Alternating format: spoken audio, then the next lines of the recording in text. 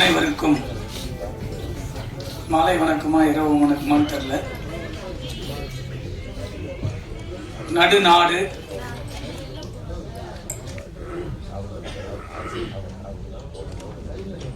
இன்னைக்கு இந்த படத்தினுடைய விழா நடப்பதற்கு தயாரிப்பாளர் இல்லைன்னா நம்ம யாருமே இந்த ஸ்டேஜில் இல்லை, நம்ம யாருமே இல்லை. நான் டிஎஃப்டி படிக்கல, டிஎஃப்டி இல்லாமையே நான் டைரக்டர் ஆயிட்டேன். நான் டைரக்டர் ஆகிறதுக்கு காரணம் ஒரு தயாரிப்பாளர். ஒரு தயாரிப்பாளர் இல்லைன்னா யாருமே இல்லை இண்டஸ்ட்ரியில. எல்லாருக்கிட்டுமே அறிவு இருக்கு, அறிவில்லாத ஜீவன் யாருமே இல்லை, எல்லாருக்கும் அறிவு இருக்கு. ஆனால் நான் சினிமாவில் வரும்போது டிஎஃப்டி படிச்சுட்டு வரல, 2 டிகிரி படிச்சுட்டு வந்து நம்மளுடைய கனவுகளை, நம்ம வச்சிருக்கிற படைப்புகளை ஒரு தயாரிப்பாளர் மூலம் மட்டுமே நம்ம வந்து இயக்குனராக வெளியே வந்திருக்கோம்.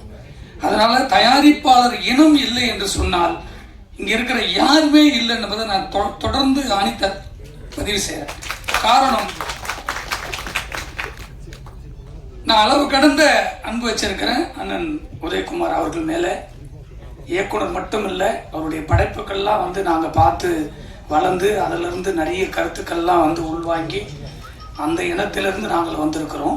அதில் வந்து அவர் சொன்ன விஷயத்தை வந்து ரொம்ப ஊண்டிங்காந்து, அதனால தான் முதல்ல அதை ஆரம்பிச்சிட்டேன். எந்த தயாரிப்பாளரும் எதற்காகவும் வரல, ஒருவரை உருவாக்குவதற்காக தான் ஒரு தயாரிப்பாளர் வர்றார்.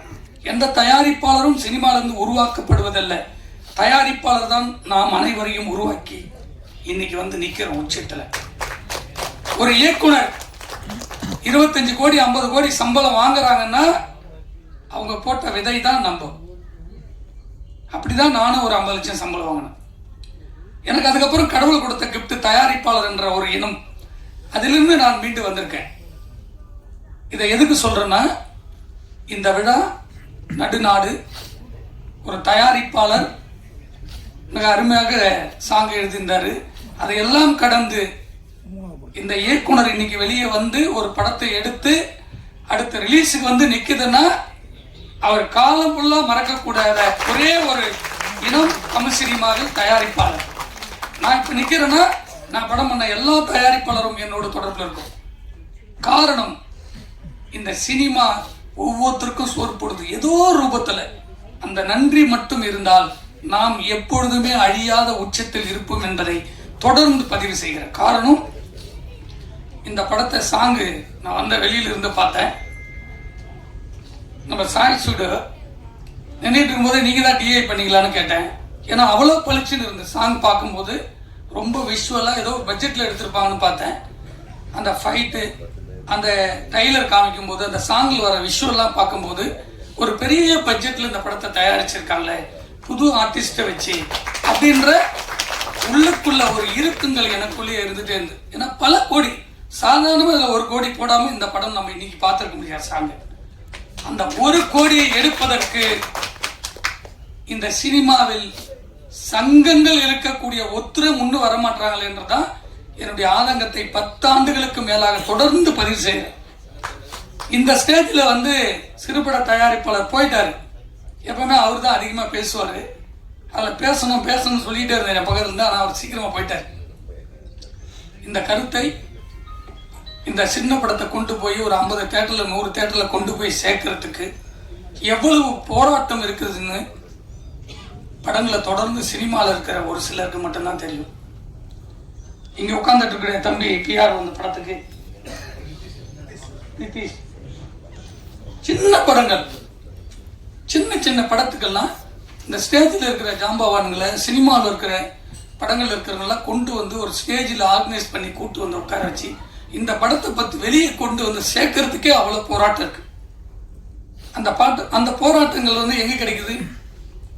இப்படிப்பட்ட ஏதோ ரூபத்தில் ஒரு கலைஞன் சினிமாவில் இருக்கிறதோடு தான் இதுக்காகவே வாழ்ந்துகிட்டு இருந்தனால இவ்வளோ பேர் நம்ம எல்லாம் ஒன்றா சேர்றோம், இந்த படத்தை கொண்டு போய் சேர்க்கிறோம். வெற்றி தோல்வி 2வது, அது வெற்றியான்னு சொல்றதுக்கே இங்கே வந்து கூட்டம் போட்டு அதை சரி பண்ணுறதுக்கு பல போராட்டங்கள் இருக்கு.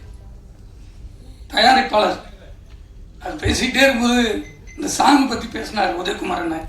அவங்க அப்பா சொன்னார், இதுக்கு எவ்வளவு கஷ்டன்றது அப்படின்ற ஒரு வார்த்தை என் காதில் ஒலிச்சுது. ஏன் சொல்றேன்னா, ஒவ்வொரு பணங்களும் இந்த சினிமாவில் போட்டு தவிக்கிற தவிப்பு இருக்குல்ல, அந்த வெற்றிக்காக தான். ஒவ்வொரு தயாரிப்பாளரும் அந்த வெற்றிக்காக தான் கஷ்டப்படுறோம். ஆனா அந்த வெற்றியை எப்படி கொண்டு போய் சேர்க்கறது, அதுக்கு யாருமே முன் வரலையே என்ற வருத்தங்கள் தொடர்ந்து பதிவு பண்றோம். அதே போல பாஸ்கர் சார் போனாரு. அவர் அந்த ஸ்டேஜில் ரொம்ப நாளைக்கு அப்புறம் நான் கூப்பிட்டேன், வேணும்னே தான் கூப்பிட்டேன். ஒரு தொலைக்காட்சி நடத்துறீங்க, சினிமாவில் சரி பண்ண வேண்டியது இப்போ தொலைக்காட்சி தான். இந்த 10 வருஷமா எந்த டிவியுமே ஒரு படம் கூட சேட்டலைட் வாங்க மாட்டாங்க. வேந்தர் டிவி இருக்கு, கலைஞர் டிவி இருக்கு, ஜெயா டிவி இருக்கு, பாலிமர் இருக்கு, சன் டிவி இருக்கு. தமிழ்நாட்டில் நிறைய டிவி இருக்கு, தமிழ்நாட்டில் நடத்துகிற டிவி. இதில் ஜிடிவி, விஜய் டிவி எல்லாம் கொண்டு வரல, ஏன்னா அவங்க ஒரு செக்டர். அதில் ஜெயா டிவி வந்து பார்த்தீங்கன்னா ரூலிங்கில் இருக்கும்போது 150 படம் 200 படம் சிறு படத்தை வாழ வச்சாங்க. அதுக்கப்புறம் கலைஞர் டிவி கொஞ்சம் கொடுத்து வாங்கி வாழ வச்சாங்க. ஆனால் லாஸ்ட்டாக ஒரு 4 வருஷத்தில் அவங்க சின்ன படம் எதுவுமே வாங்கல. அப்படி ஒரு டிவிக்கு ஒரு 100 படத்தை இந்த வருஷத்துல 250 படம் ரிலீஸ் ஆகுதா, நடுநாடு உட்பட இந்த 250 படத்தினுடைய டிவி ரைட்ஸுமே ஒரே டிவி வச்சுன்னு வச்சுங்க, மற்ற டிவி எல்லாம் காணாம போயிடும். இப்படிதான் பெரிய படங்கள் கையில் வச்சுக்கிட்டு சின்ன படத்தை சாகடிக்கிற திரையரங்குல இருந்து, விநியோகத்திலிருந்து, பெரிய மீடியாவில் இருக்கிற இனங்கள் எல்லாம் இத்தனை பர்சன்டேஜ் காலி ஆகிட்டே இருக்கு. அதுக்கு எங்க நிக்கிறோம் நம்ம? ஒரே கோட்ல எல்லா படத்துக்கும் உரிமையை கொண்டு போய் சேர்க்கக்கூடிய ஒரு மீடியா நம்ம கிட்ட தொடர்ந்து இல்லை. அதனால எந்த படமே விற்பனை இல்லாம நம்ம ரொம்ப கஷ்டப்பட்டு இருக்கோம். அதற்காக தான் அவர்கிட்ட மக்கள் தொலைக்காட்சி வந்தால் இப்படி ஒரு ஐடியா. அதில் அண்ணன் உதயகுமாரன் அவர் தப்பா புரிஞ்சுக்கிட்டாரு. அது ஜாதிக்கான அடையாளம் கிடையாது, அது வந்து தமிழுக்கான அடையாளம். அந்த டிவி நிறைய சின்ன சின்ன விஷயங்கள்லாம் அதில் பண்ணாங்க, சக்சஸ் ஆகல. ஒரு நாளை இயக்குநர்கள் வந்து டிஎஃப்டிலேருந்து வந்து நாளை இயக்குநர்கள் வரல. கலைஞர் டிவி ஆரம்பிக்கணும்னா நாளை இயக்குநர்னு கொண்டு வந்தாங்க. யாருக்கிட்டுமே ஒர்க் பண்ணல. அவங்க பெரிய விஷயமாவி பெரிய பெரிய இயக்குனர் ஆயவங்களாம் இருக்காங்க. அப்படி சினிமாவில் எங்கிருந்து ஒரு பெரிய இயக்குனர் உருவாவாரு, எந்த இடத்துல ஒரு கேமராமேன் உருவாவாங்க, பெரிய நடிகர் நடிகர் உருவாகணும் யாருக்குமே தெரியாது. அதை வெற்றியை வந்து முன்னாடி நம்ம ஈஸியா கொண்டாடணும், இப்ப கொண்டாடுறதுக்கு ரொம்ப கஷ்டமா இருக்கு. வெற்றி அடைகிற ஒரு படத்தை பத்தி தான் நம்ம சினிமாவில் பேசிக்கிட்டே இருக்கோம். பல்லாயிரம் கோடிகள் போட்டு முதலீடு பண்ற ஒவ்வொரு தயாரிப்பாளருடைய வழிகள் இங்கே நசுங்கி நசுங்கி போறதுனால தான் ஒரு படங்கள் பூத்து குலுங்கி அதை மட்டுமே நம்ம பேசிக்கிட்டு இருக்கோம். வருங்காலத்தில் இதையெல்லாம் மாற்றி எடுக்கிற படம் எடுக்கிற எல்லா தயாரிப்பாளர்களுக்கும் பாதுகாப்பும், படத்தை வெளியே கொண்டு வருவதற்கு பாதுகாப்பும் உருவாக்க வேண்டும் என்பதுதான் நோக்கமாக என்னுடைய கருத்தாக நான் தொடர்ந்து பதிவு செஞ்சிருக்கேன். இதே ஸ்டேஜ் முன்னாடி சிறு படத்துக்காக ஒரு படம் மீட்டிங் நடந்தது. விஜய் ஆட்சி அமைக்கல, இதே ஒரு விவாதம் நடந்தது. விஜய் அவர்களுடைய ஜனநாயகம் நாளைக்கு ரிலீஸ் ஆகும் போது அந்த ரிலீஸுக்கு பேசின கைத்தட்டல் வந்தது. சம்பத் அவர்கள் பேசும்போது அதே படத்தை தடுக்கும் போது எந்த இண்டஸ்ட்ரியில் இருந்தும் ஒரு ஆட்கள் ஒரு 100 பேர் சேர்ந்து இது தவறுன்னு ஒன்னா சேர்ந்து மீட்டிங் போறதுக்கு பல முறை வலியுறுத்தின யாரும் இல்லை. ஒரு பேப்பர் ஒரு யூனியன்ல ஆரம்பிச்சோன்னா ஒரு லெட்டர் பேர்ல மட்டும் வந்தது. அதை வலியுறுத்தி ஒரு ஸ்டேஜ்ல பேசணும். அந்த விஷயம் 2 லட்சம் பேர் ஒரே ஒரு செகண்ட்ல பார்த்தாங்க. நாளை ஜனநாயகம் கோடி கோடியான மக்கள் அதை பார்க்க போறாங்க. அப்படிப்பட்ட படங்களும் இன்னைக்கு மக்கள் கொண்டாடுறாங்க. சிறு படத்தையும் கொண்டாடுவதற்கு நம்ம தான் வழி விடணும். காரணம், இங்க ஒரு செக்டார் தடுத்துட்டே இருக்காங்க.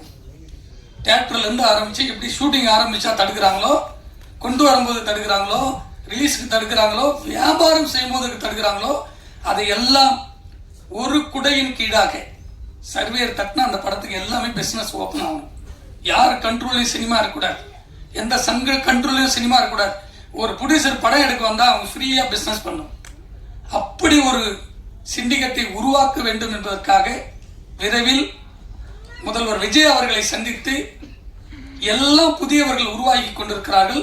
ஒரு 100 பேர் சந்திச்சு அவருக்கு கோரிக்கை வச்சு சினிமாவுக்கு நடுநாடு இவர் எடுத்தாரா, இவர் படத்தை விற்கிறதுக்கு இந்த படத்தை வாங்குறதுக்கு நேரடியாக தேடி வரத்துக்கு ஒரு நெட்டு தட்டினா அது ஓப்பன் ஆகும். அப்படி ஒரு நாலேஜ் ரெடி ஆகிட்டு இருக்கு. இந்த சினிமா பெரிய இடத்துக்கு தமிழ் சினிமா போக வேண்டும் என்று இந்த சிறுபட தயாரிப்பாளர்கள் எப்படி படையெடுக்க வராங்களோ, இன்னும் நிறைய பேர் ஃப்ரீயாக வரணும்னா இதெல்லாம் இருந்தால் தான் சரி பண்ண முடியும். இந்த படம் இதில் ஒர்க் பண்ணியிருக்கக்கூடிய ஹீரோ ஹீரோயின் எல்லா டெக்னீஷியனுக்கும் என்னுடைய வாழ்த்துக்கள். நன்றி.